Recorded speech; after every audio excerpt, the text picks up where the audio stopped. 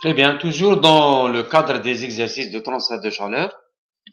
Aujourd'hui, on va prendre un cas simple, c'est-à-dire on va voir cette analogie électrique utilisée dans les problèmes de transfert et on va prendre le cas le plus simple, c'est-à-dire une conduction simple avec des résistances en série. Bien, donc je vais considérer cette fenêtre qui est devant nous, c'est une fenêtre à double panneau. La conductivité thermique du verre, elle est donnée par K du verre, et celle de l'air qui est là, elle est donnée par K, conductivité thermique de l'air. C'est des données du problème.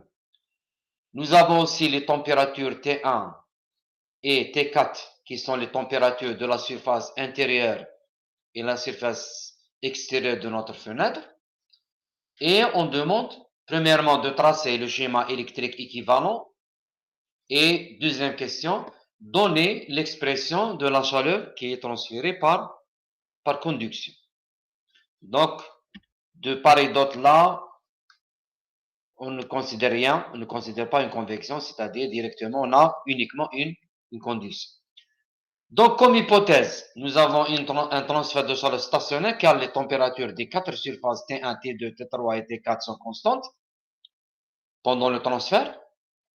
Ou si nous avons une conduction monodimensionnelle que je suppose suivant X, c'est-à-dire dans ce sens, comme ça, dans ce sens, de la plus grande température vers la plus petite température, et aussi les conductivités thermiques du verre et de l'air sont constantes.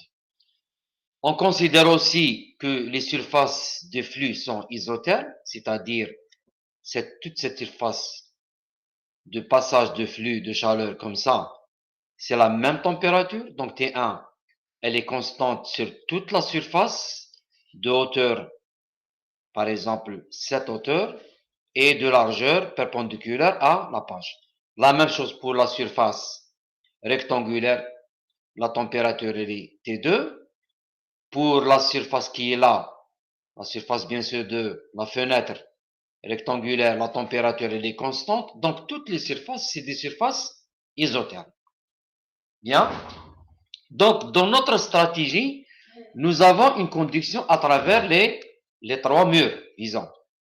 Nous avons une conduction à travers ce panneau de verre, ce panneau aussi de verre, donc à travers les deux panneaux de la fenêtre. Et nous avons aussi une conduction à travers la quantité d'air qui est là, à l'arrêt. Elle est emprisonnée entre les deux panneaux, donc elle est à l'arrêt. Donc nous avons une conduction. Sinon, si vous avez un écoulement d'air ou bien cette quantité d'air se met en mouvement, là, c'est un autre problème, c'est la convection. Donc nous avons un problème de conduction à travers les trois murs. Bien. Donc on va utiliser en général l'analogie électrique pour tracer justement le réseau des résistances thermiques, appelé aussi en anglais Thermal Resistance Network. Une fois nous traçons le réseau de résistance, donc nous allons calculer la résistance totale équivalente. Par la suite, on applique l'expression de la chaleur transférée bien sûr en fonction de cette résistance totale. Bien, on va commencer par tracer le schéma électrique équivalent. Nous avons un transfert par conduction dans ce sens qui va passer comme ça. Vous voyez la flèche en pointillé en vert. Donc chaque couche, elle va représenter une résistance à ce transfert. Donc dans ce cas, nous avons trois résistances. Nous avons la résistance de cette partie que je vais appeler par exemple R1, la résistance du verre, du premier panneau. Nous avons aussi la résistance R2. R2, c'est la résistance au transfert due à la présence de la quantité d'air. Et aussi, nous avons une autre qui est là, c'est R3, c'est la résistance du deuxième panneau du verre. Donc, nous avons trois résistances. Donc, étant donné que c'est la même quantité qui passe à travers les trois murs, et dans ce sens, suivant X, Donc, nous avons en série. Donc, la même quantité qui passe par le premier panneau égale à la même quantité qui passe par là, égale à la même quantité qui passe par le deuxième panneau, c'est-à-dire Q1 égale Q2 égale Q3. D'accord? Donc, les trois résistances sont en série. D'accord? Comment je vais tracer justement ces résistances?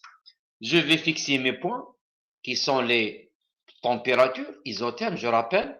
Donc, T1 de la température de cette surface, T2, T3 qui est là et T4.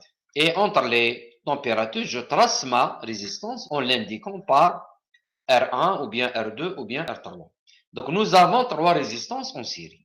Bien. Je passe à la deuxième question maintenant. Donnez l'expression de la chaleur transférée.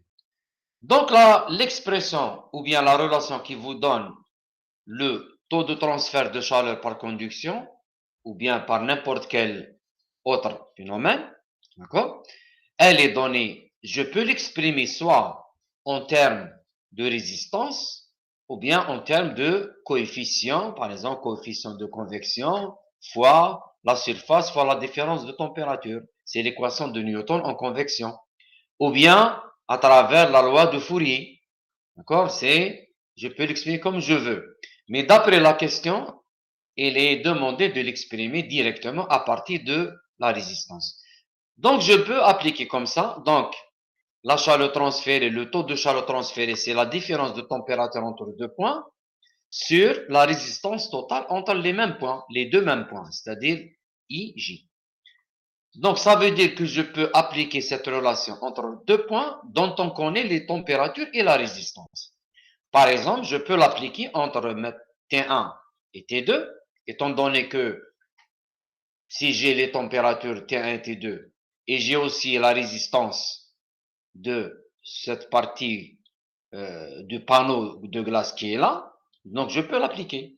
L'essentiel, si vous voulez appliquer cette relation, vous devez connaître les deux températures et la résistance entre les deux. Bien.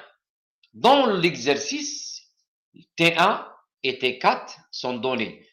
La même chose, donc je peux appliquer entre ces deux points extrêmes, T1 qui est là, et T4 qui sont les températures de la surface intérieure et la surface extérieure de la fenêtre. Et dans ce cas, on doit utiliser la résistance totale entre les deux points. La résistance qui est là.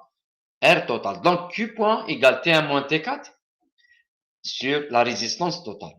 Pourquoi on a mis T1 moins T4? Parce qu'on a supposé que T1 est supérieur à T4 et le transfert se fait dans ce sens. Bien. Dans ce cas, les résistances sont en série. Voilà. Donc, la résistance totale, bien sûr, c'est la somme arithmétique. Donc, la résistance totale, c'est la résistance R1, qui est la résistance du premier panneau de glace. R2, c'est la résistance de l'air. Et R3, c'est la deuxième résistance de deuxième panneau. D'accord? Nous avons R1 et R3 qui sont égaux parce qu'on a les mêmes dimensions. On a le même matériau qui est le verre avec le même constante K1. Donc, la résistance 1 égale R3, c'est la résistance du panneau, d'un seul panneau. Elle est égale à N1 qui est l'épaisseur du panneau. Dans ce cas, c'est 4 mm sur le coefficient de conduction du verre sur la surface de passage du flux, c'est-à-dire cette hauteur fois la dimension perpendiculaire à la page. Pour l'air, la même chose, c'est une conduction, donc j'applique la même chose. Donc c'est L2 qui est égal à 10 mm dans ce cas de figure sur K2 qui est le coefficient de conduction, la conductibilité thermique de l'air sur la même section de passage. Donc une fois que vous avez les trois résistances, vous sommez arithmétiquement, vous obtenez la résistance totale et vous l'injectez directement dans l'expression de votre chaleur, taux de chaleur transféré par conduction.